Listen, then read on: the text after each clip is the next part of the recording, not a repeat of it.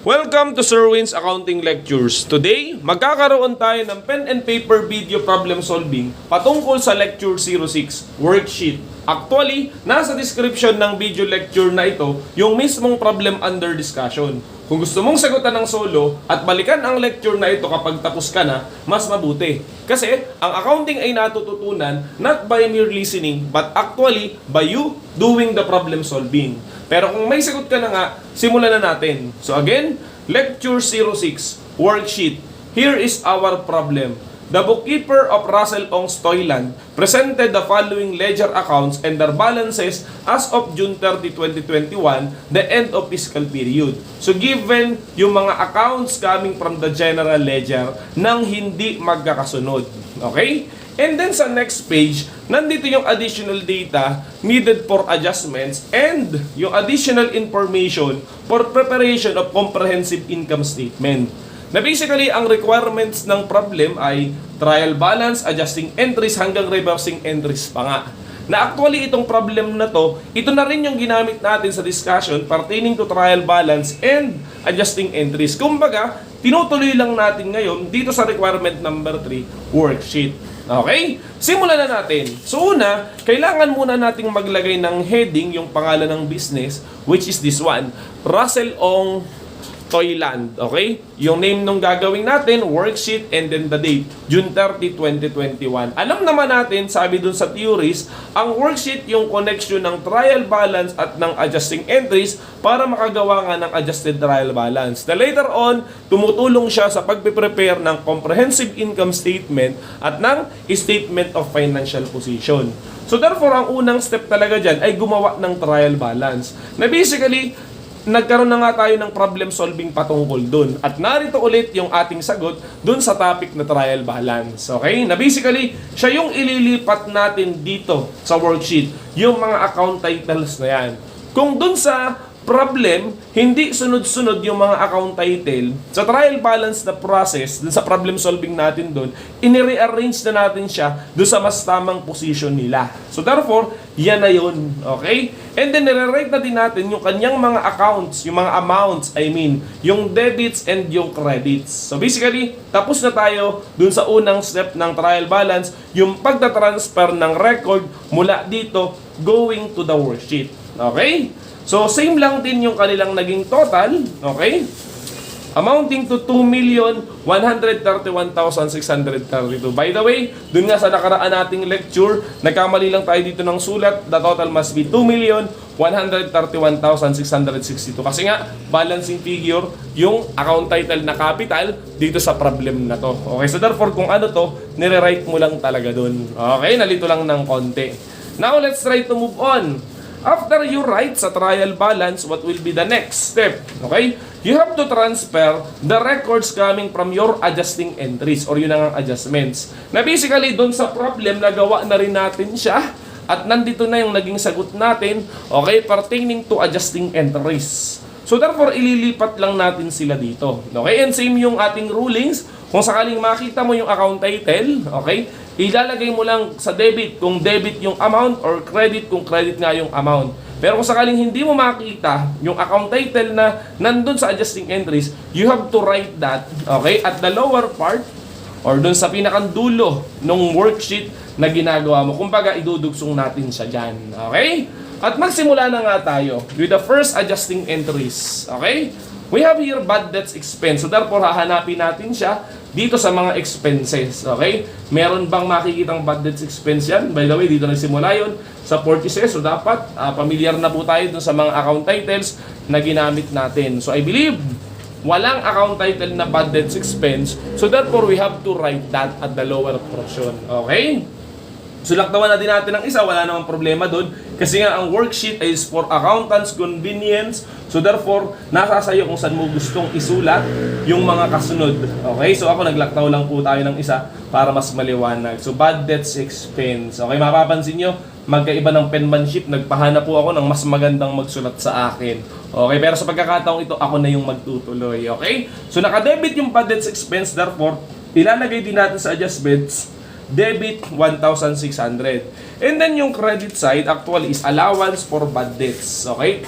na basically meron po niyan, ito siya, okay? So siya yung naka-credit, therefore i-credit din natin siya dito, 1,600. Ayan.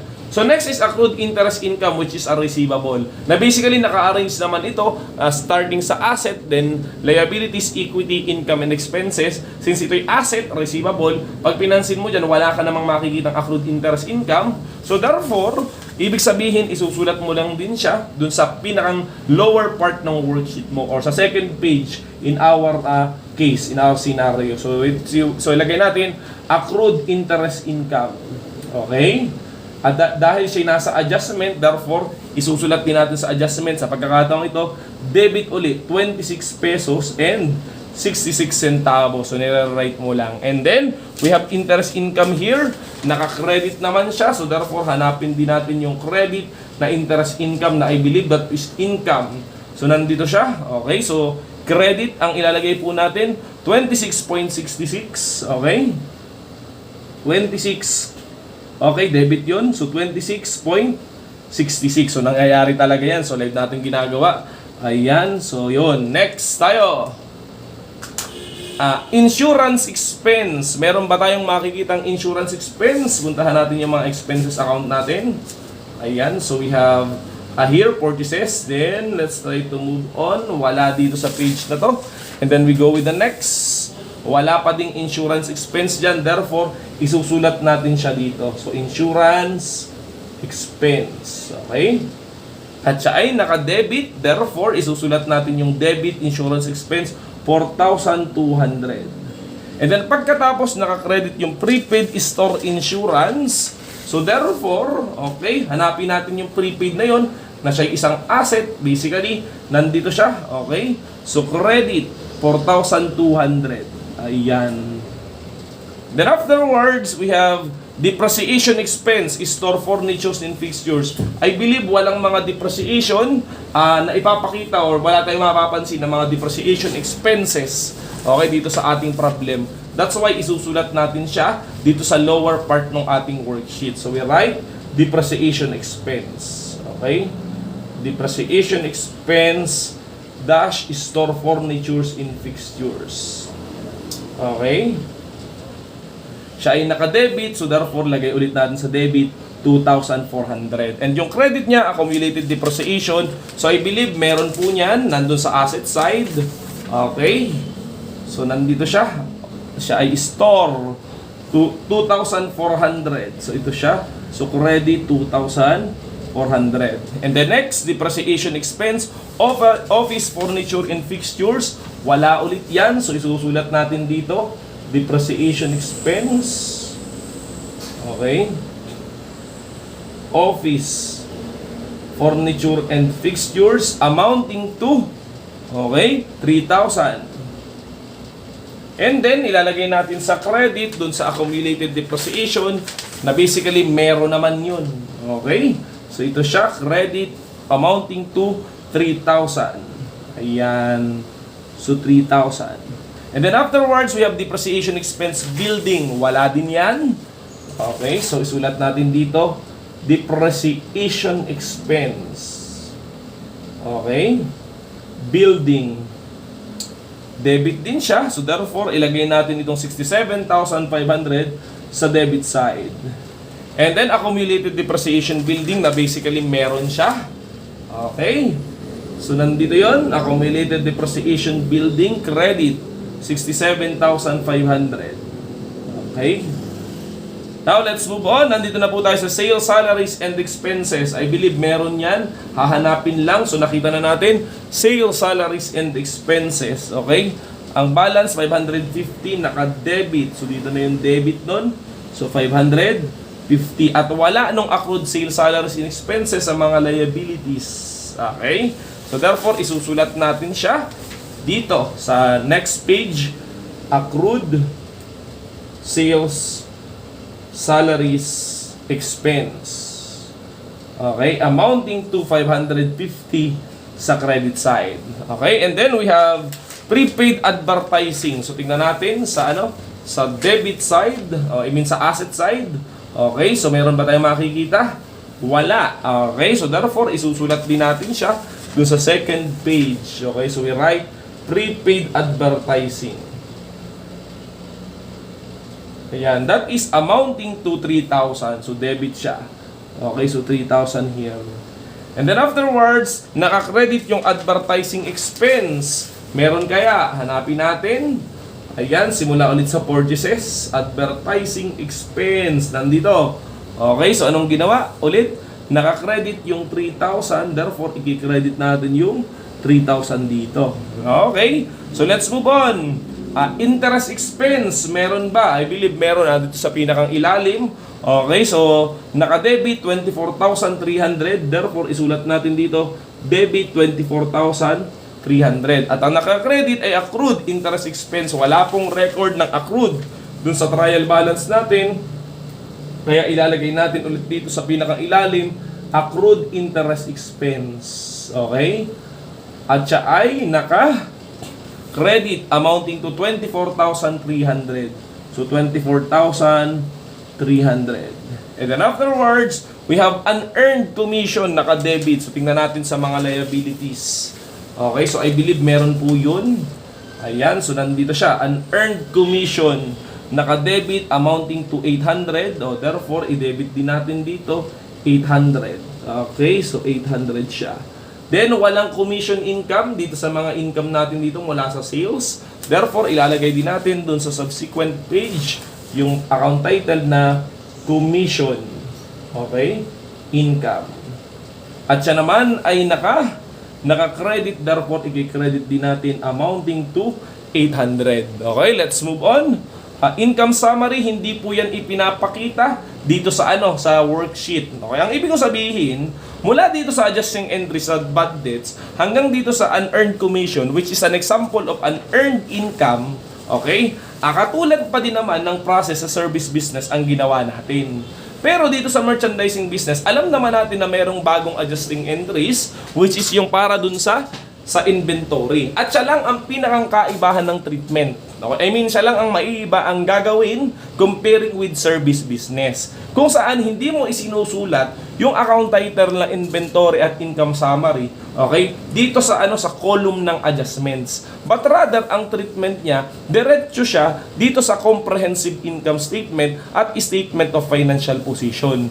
Ang ibig kong sabihin, okay? Titingnan natin yung account title na inventory, I mean income summary, okay? Tingnan natin yung account title na income summary.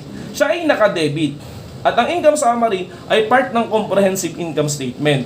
That's why itong income summary na to, dun din natin siya ilalagay. Again, isa pa. Hindi mo na kailangan magpakita ng account title na income summary sa pinakang kailaliman ng worksheet. But rather, diretso mo na siyang ilalagay dun sa columns ng statement of financial position at comprehensive income statement. Okay? Looking at the income summary account, siya yung ilalagay mo dito sa columns ng comprehensive income statement. Kasi doon din naman yung punta niya. Ang ibig kong sabihin, itong income summary beginning na 89,500, ilalagay natin dito, okay, sa comprehensive income statement. Taas natin ang makikita ba? Okay? So, yun. So, dito na lang. So, again, so yung income summary na nakadebit dito, 89,500, siya yung ilalagay natin dito sa comprehensive income statement na nakadebit, 89,500. Mamaya ipapaliwanag ulit natin kung bakit ganon. Okay? And then, itong income summary na nakakredit, ilalagay mo rin dun sa comprehensive income statement, amounting to 67,000, okay, 125. Diretso na dyan, na hindi mo na kailangang ipakita dun sa column ng adjustments kahit siya ay part ng adjusting entries. Kasi nga, again, ang inventory ay dalawa yung pwedeng process. Pwedeng sa adjustment or sa closing entries. At dahil doon, naiiba talaga yung approach patungkol sa kanya. So yung una, yung income summary nga, diretso mong pinapakita dun sa columns ng comprehensive income statement. Kasi nga, income summary yung title. At pagdating sa columns ng statement of financial position, hindi mo na gagamitin yung beginning inventory, which is yung 89,500. Kasi nga, hindi na yan yung actual na inventory mo dahil nagbilang ka at the end of the period at ang sabi mo that is 67,125. And since that is an asset, therefore, ilalagay natin sa debit side ng statement of financial columns yung inventory. Okay? Yung ending inventory. 67,125. So that's the process, okay? Pertaining to adjusting entries sa inventory, siya yung pinakang kaibahan. Other than that, paulit-ulit na po, wala na namang naiba kung ikukumpara sa service business, okay? So I believe natapos na yung process ng pagpo-post ng adjustments going to the worksheet. So ang kasunod na step, kailangan natin siyang itotal to confirm the correctness of our process of transferring, okay? Magsimula tayo dito sa debits. Yan, sana po tama tayo. So we have 800 plus 550 plus 24,300. And then, itotal lang natin to. So we have to add 1,600 and then 26.66 and then 4,200 then 2,400 then 3,000 then 67,500 and then 3,000. So the total debits would be, ayan, 107,000, okay, 376.66. Okay, total naman natin yung credits ng adjustments. Okay, at sana balancing nga tayo. Okay, so nagsimula siya dun sa 1,600 and then we add 4,200, then 67,500, then 3,000, then 2,400, then 26.66, then 3,000. Okay, so next page.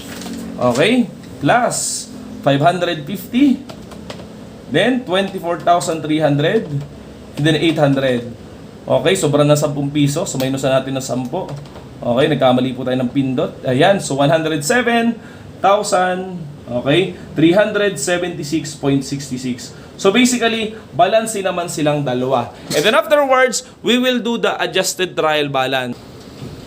So yun, so after the adjustments na mailipat natin, pupunta naman tayo dun sa columns ng adjusted trial balance, kung saan itatransfer lang natin horizontally yung mga amount sa trial balance and adjustments. Na ganito yung rule, kung sakaling solo at wala siyang kasama, ilalagay mo lang siya kung ano yung dati niyang balance. Let's say itong cash on hand, nasa debit, therefore pagpunta sa adjusted trial balance, ganun pa rin. Ilalagay mo lang din dun sa debit, 75,200. Pero kung sakaling nasa credit, therefore credit ang punta. Kung sakaling mayroong babanggaan or tatamaan dito sa adjustment at debit din, kung sila parehas debit, you have to add.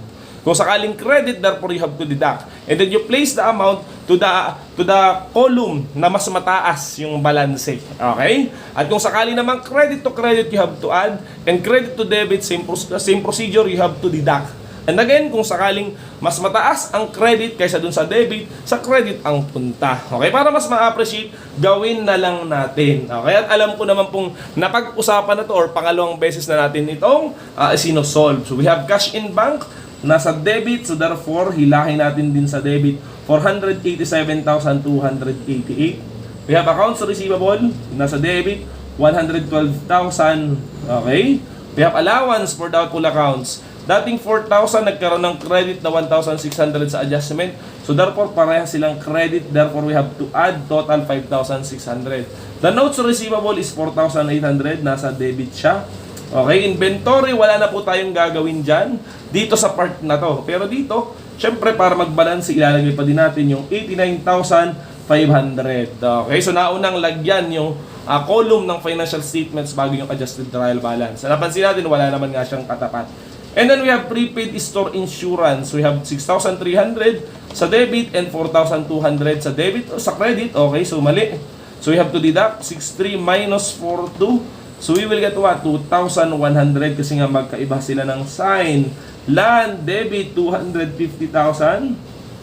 Then building, okay, debit, 500,000. And then we have accumulated depreciation, building, from 25,000, we add 67,500. So therefore, the total would be 92,500, which is credit. Ayan. So let's move on. Office, furnitures, and fixtures, debit, 15,000. Then accumulated depreciation, we have 900. Okay, plus 3,000. So we will get 3,900 sa credit side. And then we have store furnitures and fixtures totaling to 16,000. So yan na po yan. And then we just move on. Accumulated depreciation. So 500 yung original balance and then we have 2,400. So therefore credit total 2,900. Ayan. So 2,900. And then afterwards, we have accounts payable, nasa credit. So therefore, hilahin lang natin sa credit, 54,000. PhilHealth, premiums payable, 100. SSS, premiums payable, 522. Pag-ibig, premiums payable, 200. Withholding taxes payable, 490. Then, unearned commission, beginning balance is 2,400. And then, nagkaroon ng debit na 800. So, we deduct. Therefore, the remaining credit balance is 1,600. The notes payable is totaling 180,000. Then, on capital is 1,067,850. And then, on withdrawal is 30,000. Okay, then we have sales amounting to 783,200. And then, sales discount, okay, 2,880. Sales return and allowances, 5,020.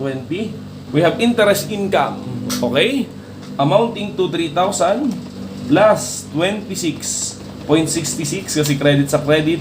Therefore, that would be 3,026.66. And then, miscellaneous income, nasa credit, 2,000. Then, we have gain on sale, 2,500. And then, purchases, 242,000. And then, purchase discount, credit, 2,000.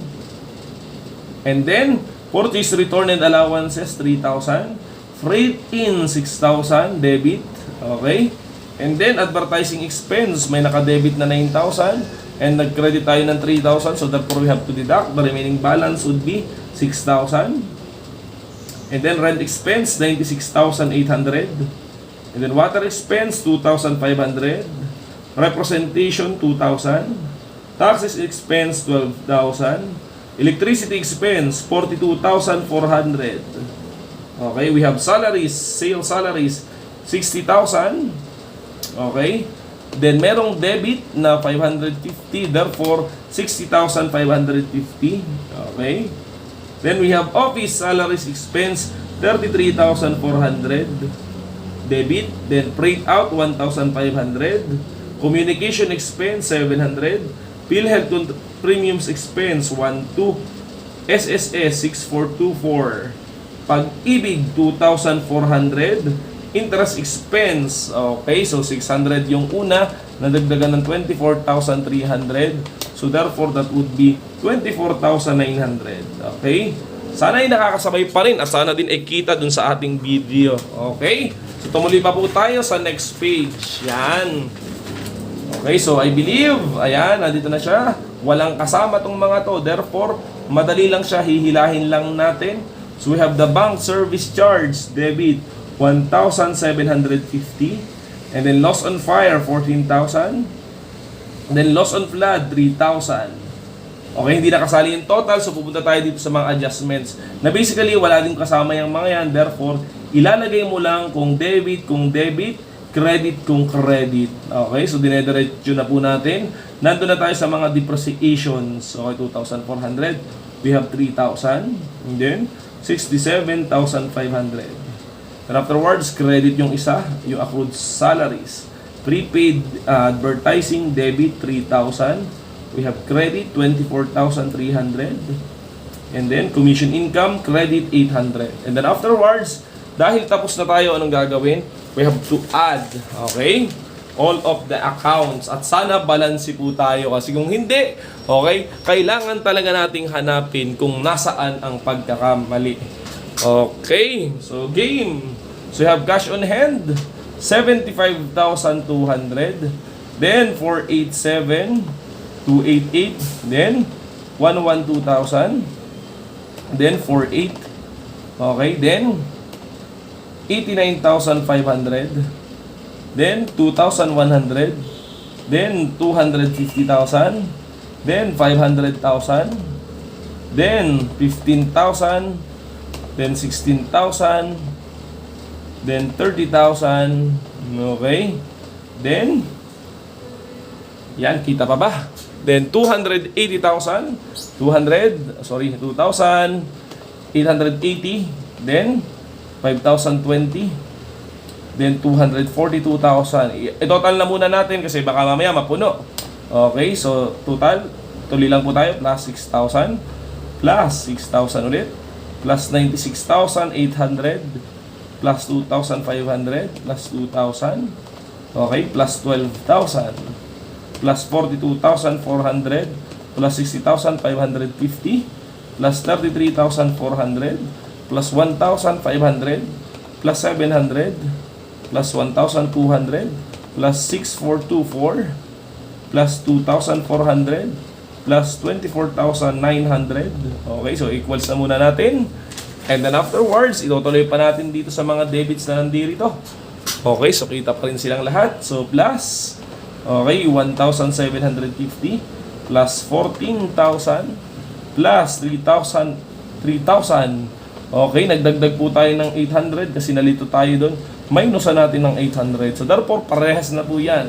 So plus 1,600, plus 26.66, okay, plus 4,200, plus, okay, 2,400, plus 3,000, plus 67,500, plus 3,000. So therefore, the total would be, okay, sana tama ito mamaya, 2,228,338.66. Okay? Mamaya natin lagyan ng double rule. 228,338.66. Hindi ko pa rin actually talaga alam ang sagot dito. Okay, ginagawa ko talaga siya ng kasabay po ninyo. Okay? So gawin naman natin na yung credit side at sana nga tama tayo. So 5,600 plus 92,500 plus 3,900 plus 2,900 plus 54,000. Okay, 24,000 ang tinype ko. So plus 30,000 yan para maging 54. Okay? So plus 100. Kaya po ganun ginagawa ko. Hindi ko to calculator. Hindi ko alam kung paano siya i-operate. So 100 plus 522 plus 200 plus 490. Okay? Plus 1,600 plus 180,000. Okay? Plus 1,067,850 plus 783,200. Okay, baka hindi na pala kita. Ayan, plus 3,026.66 plus 2,000 plus 2,500 plus 2,000 plus 3,000. Okay? So yan. So tingnan natin dun sa kasunod na page pa. So we have credit. Tatlo na lang na iiwanan. So we have add 550 plus 24,300 and then 800, and this is now the moment of truth. Parehas po ba? 22231,038.66. So ayan, hindi nga nagbalanse kanina. Okay, so nag-post po tayo, nag-resolve tayo. Okay, lumalabas, walang problema dun sa credit. Ang may problema ay yung sa debit. Wala ding mali, okay, dun sa ating pag-indent, yung ating paglilipat ng mga amount. Ang meron talagang mali ay dun sa process ng pagpindot sa calculator. May sira talaga yung calculator natin, okay? Anyways, nangyayari po talaga yun as you do the worksheet. Kaya din natin siya ginagawa ng live. Okay, so napag-alaman po natin walang mali dun sa mga amount. Ang may mali ay dun sa pagpindot ng calculator. Anyways, nagbalanse nga tayo sa adjusted trial balance amounting to 2,231,038.66. Okay, at dahil balanse na tayo, therefore we can move on with the next step. Yung ating financial statements na part ng worksheet. Basically, mas simple siyang gawin. Okay, kailangan mo lang uling i-transfer yung mga amount sa adjusted trial balance going to the appropriate, okay, column sa financial statements. Kung sakaling siya in nominal account, in other words, income and expenses dito sa comprehensive income statement. At kung sakali naman siya real account, okay, asset, liabilities, and equity dito sa statement of financial position. Okay, yun lang withdrawal ang napapasama dito sa statement of financial position kahit siya ay nako-considered as nominal account. Okay? Gawin na po natin. And again, isa pa. Wala nang tayong pakialam sa record ng trial balance and adjustments. Diretso na lang tayong may concern ay dito sa balance sa adjusted trial balance. Okay? So we have cash on hand. Okay? Debit po siya. Therefore, statement of financial position dahil sila'y asset, 75,200. And then cash in bank, 487,288. Okay? We have accounts receivable, 112,000. Allowance for doubtful accounts, 5,600. Okay, dito lang po ang tingin. Notes receivable, 4,800. Okay, inventory, meron na kanina pa. Okay, Prepaid insurance, store insurance, 2,100. Land, 250,000. Okay? We have building, 500,000. And then we have accumulated depreciation, 92,500 for the building, 15,000 for office furnitures and fixtures, 3,900 for the accumulated depreciation of that. And then we have store furnitures and fixtures amounting to 16,000. Then accumulated is 2,900. Then accounts payable, liability na tayo, 54,000. PhilHealth premiums, 100. Okay, sa SSS, 522. Sa Pag-ibig, 200. Sa withholding, 490. Okay. Unearned commission, 1,600. We have the notes payable, 180,000. Okay, we have the capital, 1,067,850. And then, yung withdrawal, 30,000. So, what can we observe? Lahat halos ng napalipat ay dun sa statement of financial position kasi nga nandun pa tayo sa trial balance. Na naka-arrange siya, nagsimula sa asset, liabilities, and then equity. Kaya medyo simple lang yung pagtatransfer. And then afterwards, nandun na tayo sa income. Okay, nagsisimula yun sa sales, revenues. Okay, so credit side sa comprehensive income statement na columns, 783,200. We have the contra income, 2,880 and 5,024 discount, return and allowances. And then we have interest income, 3,026.66. Okay? Miscellaneous income, 2,000. And then the gain, 2,500. And then we move on with the expenses. So first, we have purchases. Okay? Debit yung kanyang balance. So that would be 242,000. And then purchase discount, 2,000. Then, return and allowances, 3,000. We have freight in, debit, 6,000. Then, expenses na po itong mga to. So, we have advertising expense. Then, rent expense. Okay, water expense. Okay, representation expense. Ayan, taxes expense. Then, electricity expense. Okay, sales salary, 60,550. Then, office salaries, then freight out, then communication, PhilHealth expenses, okay? So, premiums ng SSS, ng Pag-ibig, okay? And then the interest, 24,000, ayan, 900. Kaya natin siya ginagawa talaga, nakasabay ninyo para makita ninyo talaga yung pinakang buong process. Kung sakaling maalam na kayo, wala namang problema. Nasa sa inyo na kung paano nyo papanoodin or aaralin itong topic natin na ito. Okay? So basta ang sa akin, gusto ko lang talaga siyang ipakita ng buo, ng mas maliwanag. Namili pa nga tayo ng medyo komplikado na problem, di ba? Ang haba. Okay, so loss on flood, 3,000. Maayos na po yung pagkakasulat natin. Now, dito sa pinakang ilalim, dito ka mag-iisip. Okay, ang ibig sabihin kung sakaling expense account or income account sa comprehensive income statement at kung asset, liabilities, and equity sa statement of financial position. Hindi katulad nung nandun sa mga nauna, yung given sa trial balance, okay? Dito, ikaw talaga ay nagde-decide kasi nga wala siyang proper arrangement. Worksheet nga kasi siya for accountant's convenience, okay? So, bad debts is expense, so therefore, dito siya sa comprehensive income statement, debit din siya. Okay? Accrued interest income is an asset, receivable po siya. So therefore, dito siya sa side na to, 26.66. Insurance expense, basically is an expense. Therefore, dito siya sa comprehensive income statement. Depreciation is same din. Expense din yan. Yung isa pang expense, depreciation din. And we have depreciation for the building, 67,500. And then accrued sales salaries expense is liability. So therefore dito siya pero hindi siya naka-debit, siya po ay credit, 550. Munti ka na naman tayong malito. Okay. So next we have prepaid advertising na debit, asset yan. So therefore ililipat mo siya dyan. Okay. Accrued interest expense is what? Liability. So therefore dito pa rin siya. So credit 24,300. And then we have commission income which is an income. So therefore, dito naman siya. Sa income statement, naka-credit. So I believe tapos na po yan. What will be the next step? We have to get the total in all of them. Okay? Mag-a-add na naman tayo. Okay? Simulan na kaagad natin sa comprehensive income statement sa debit side niya. Okay? So yun. So sana po tama na ang calculator natin. So we start with 89,500. Okay? Debit side. Plus 2,880. Plus 5,020 plus, okay, baka hindi nakita, plus 242,000, then 6,000, then 6,000, then 96,800 plus 2,500 plus 2,000 plus, okay, 12,000 plus 42,400 plus 60,550 plus 33,400 plus 1,500 plus 700 plus 1,200 plus 6,424 plus 2,400 plus, okay, ano to? 24,900. Okay? So, punta na tayo dun sa next page ng comprehensive income statement.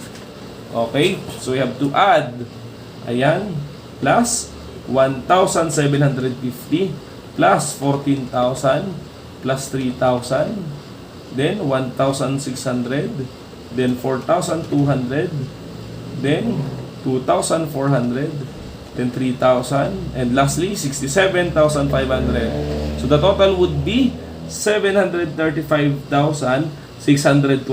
Mamaya pa natin malalaman kung tama siya. Okay? Kasi mayroon namang mechanism ang worksheet para ma-confirm kung tama pa ang ating ginagawa. Okay, doon naman tayo sa credit side ng income statement. So first, we have 67,125. Nasa credit na po tayo. Plus 783,200. Then 3,026.66. Okay. Then 2,000. Then 2,500.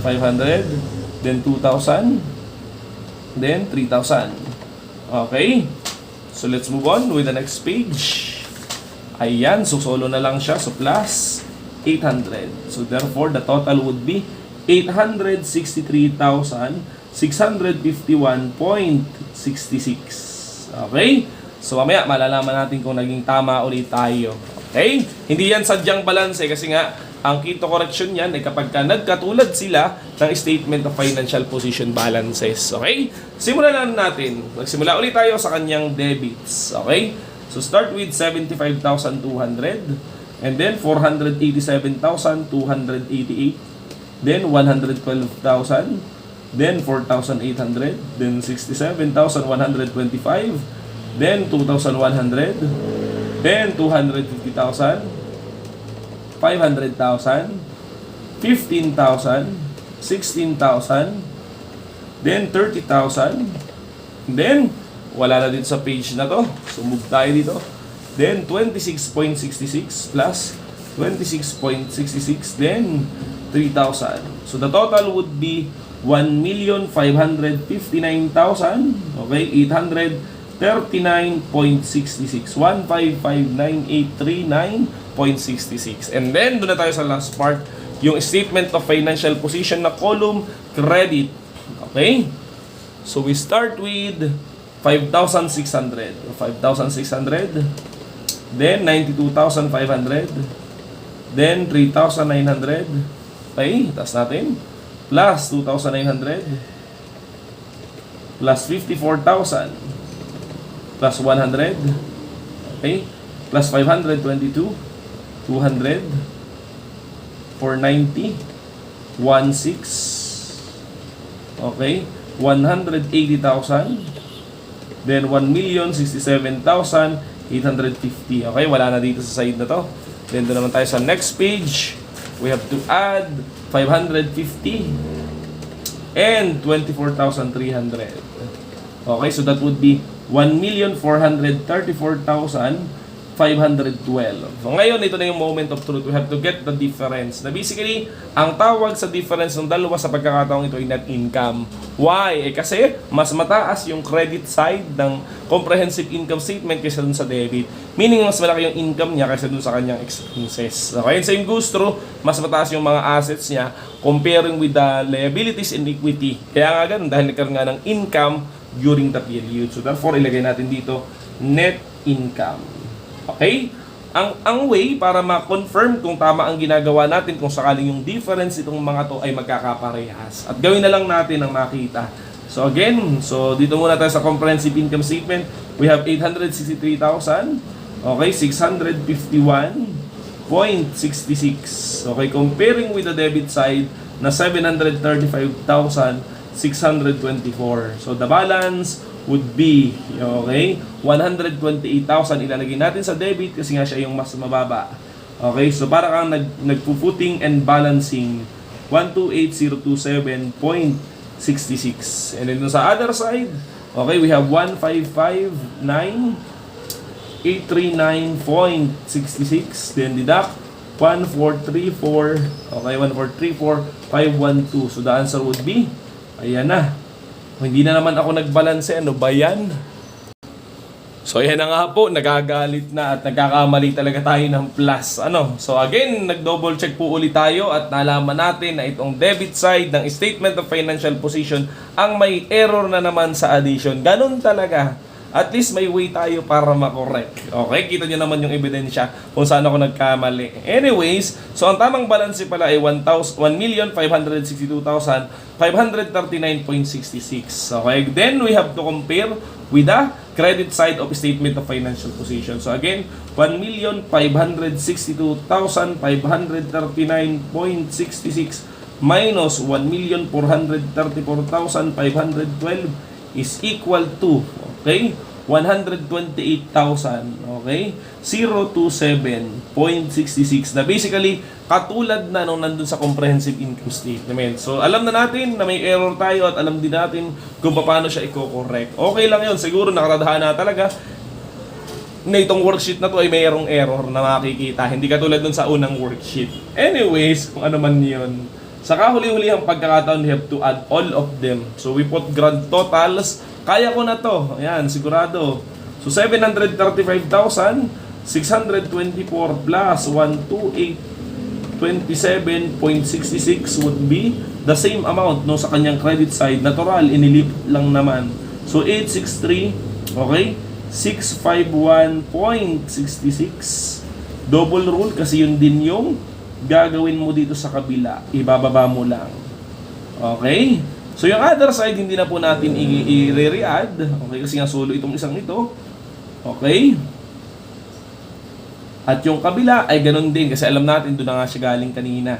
So 1,562,539.66. So I believe, okay? Tapos na yung process ng worksheet. So sana meron ka natutunan. Lalong-lalo na yung sa merchandise inventory, na basically, yun lang naman yung kaibahan sa topic ng worksheet ng merchandising compared with sa service business. Okay, at kung sakaling merong error, ayan, ganun talaga. At least nakikita nyo, hinahanap ko rin dahil nga live natin siyang sinosolve. So, yun. So, itutuloy lang natin ito sa iba pang part ng accounting cycle na basically, dun yung mas ma-appreciate ano ba itong worksheet na to, saan ba siya ginagamit. So, yun lamang at maraming salamat.